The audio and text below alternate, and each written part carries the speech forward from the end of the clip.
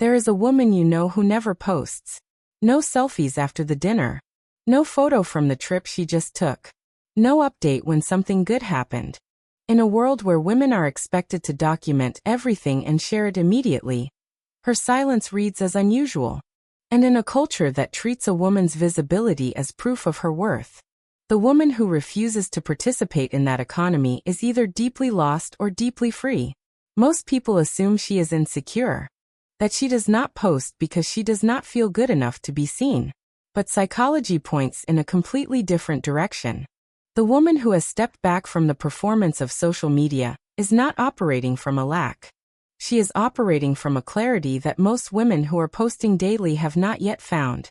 And by the end of this video, you will understand exactly what that clarity is made of, why it produces a specific kind of confidence that the algorithm was never designed to reward, and what it says about the interior architecture of a woman who no longer needs external confirmation to know her own value.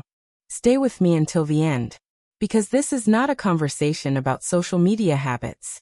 It is a conversation about self-sovereignty, about what happens to a woman's psychology when she reclaims the attention she has been trained to give away, and why that reclamation is one of the most quietly radical things she can do for herself. The women who understand this tend to move through the world differently, and once you see it, you will recognize it everywhere. Here is where it starts. Social media, at its structural core, is a feedback loop designed to make a woman's sense of worth conditional on the response of strangers. She posts, she waits, she receives signals about whether what she shared was received well. The likes, the comments, the view counts, these are not just social data. Over time, through repetition, they become the inputs her nervous system uses to assess whether she is acceptable, whether she is attractive enough, whether her life is impressive enough, whether she is enough. The woman who does not post has opted out of that loop, not because she is unaware of it, but because she has decided at some level that her sense of who she is will not be calibrated by people who do not know her. Psychologists call this an internal locus of evaluation. It is the capacity to assess oneself by one's own standards rather than by the reactions of an audience. Research on this trait consistently shows that women who operate from this position are less anxious, less susceptible to comparison-driven depression, and more capable of sustained focus on what actually matters to their real lives. They have removed a variable that most women are still unconsciously optimizing for, and the cognitive space that opens up as a result is significant. Here is the piece that most conversations about this miss. For women specifically, the pressure to post is not neutral. It is embedded in a much longer cultural instruction that tells women their value is proportional to how desirable they appear to others. Social media did not create that instruction. It simply gave it a new and highly efficient delivery system. The woman who posts a carefully selected photo and waits for validation is not just seeking likes. She is, in many cases, running a deeply conditioned pattern, checking whether she is still acceptable, still visible, still wanted. That pattern does not begin with social media. It usually begins much earlier. And the woman who has chosen not to feed it is not just making a lifestyle choice. She is interrupting a cycle that has been running in women's psychology for generations. Research on self-concept clarity, the degree to which a woman's identity is stable and coherent regardless of external conditions, consistently shows that women who share less publicly tend to have a stronger and more stable sense of who they are. They know their values. They know what they are building. They are less likely to adjust their sense of self based on how a particular post performed, or how a particular interaction was received online. That stability is not just psychologically healthy. It is the foundation of every form of power a woman can develop. You cannot build something lasting from a self that shifts every time the audience changes. Now here is where the psychology becomes more precise and more uncomfortable. The platform most central to women's social media experience was designed, with documented intentionality, to maximize time on screen by triggering social comparison and approval-seeking behavior.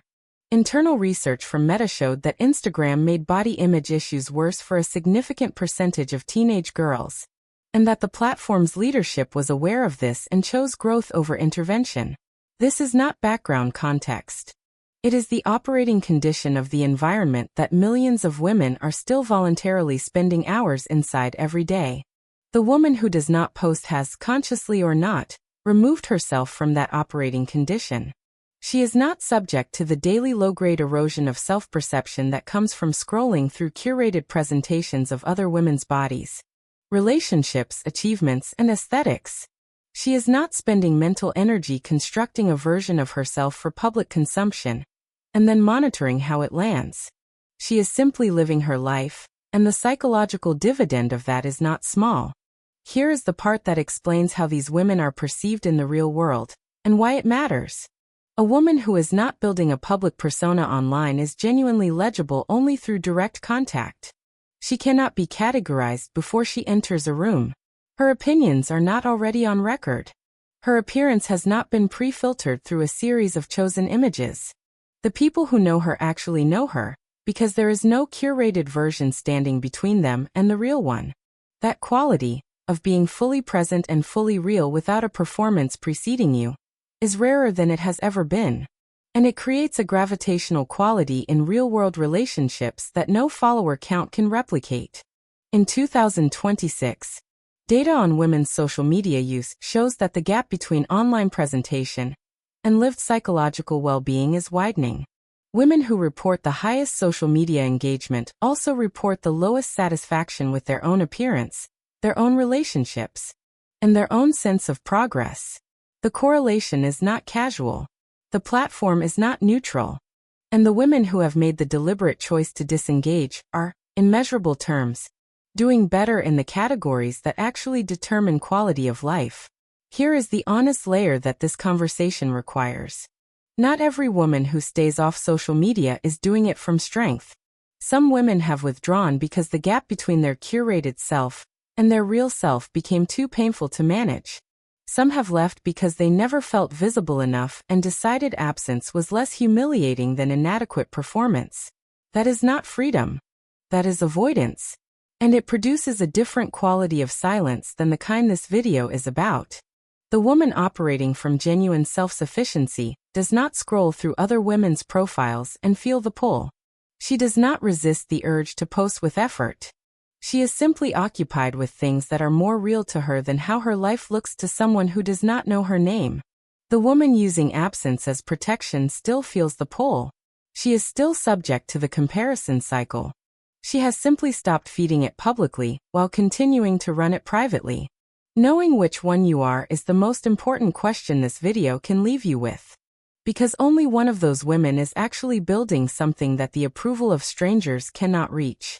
The woman who no longer needs to be seen to feel valuable has developed something the platform was specifically designed to prevent her from developing: a sense of self that does not update based on external response. She has decided that the life she is building, the work she is doing, the person she is becoming, is worth her full attention, and not worth performing for anyone who has not earned the right to see it. That decision is not antisocial. It is not arrogant.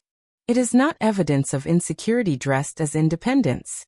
It is evidence of a woman who has looked at what the performance economy costs her, weighed it against what it produces, and made a clear-eyed calculation that the return does not justify the investment. And she is right. The women who move through the world with the most genuine authority are not the most visible ones online. They are the ones who have saved their energy for the rooms that actually matter, the conversations that produce something real, the relationships that know the full version of who they are.